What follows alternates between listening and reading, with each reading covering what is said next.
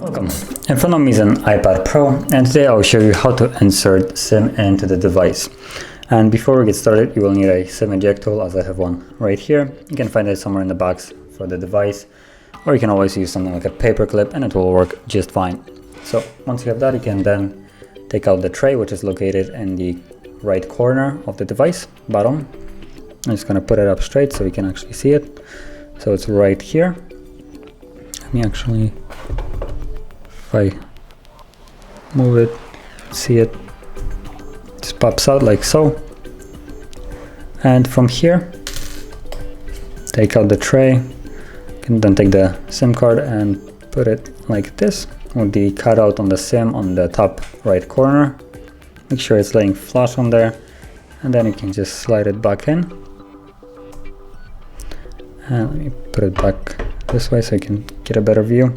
Now if I go into the settings and cellular data, you can see it's right here, the SIM card. So it is indeed working. And that is basically how you would insert a SIM card into this device. And if you found this video helpful, don't forget to hit like, subscribe, and thanks for watching.